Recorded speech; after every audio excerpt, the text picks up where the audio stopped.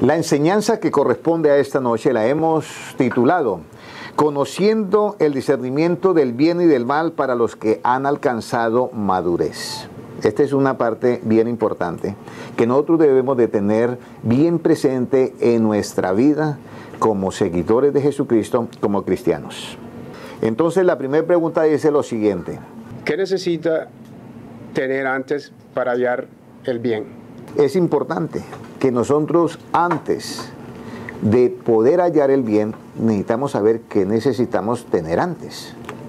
Porque siempre para nosotros poseer algo, hay que hacer algo siempre antes. El que va a montar un negocio tiene que primero saber algunas cosas de ese negocio.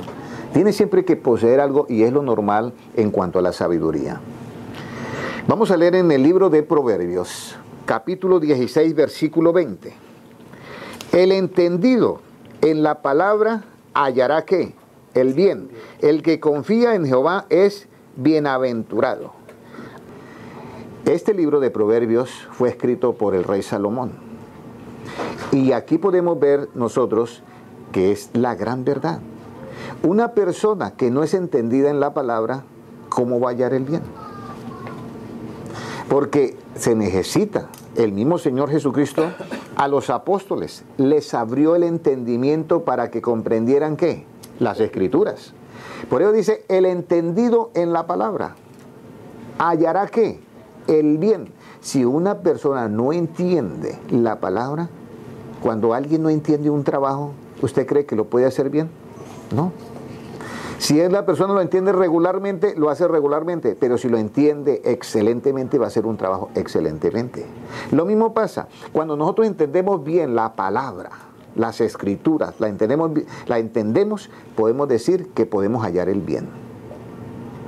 Si no entendemos la palabra, vamos a estar nosotros juzgando, condenando, pensando que esa es la justicia del reino de Dios y estamos totalmente fuera de la justicia del reino de Dios. Mire lo que dice el siguiente versículo después del versículo 20. El sabio de corazón es llamado prudente y la dulzura de labios aumenta ¿qué? El saber.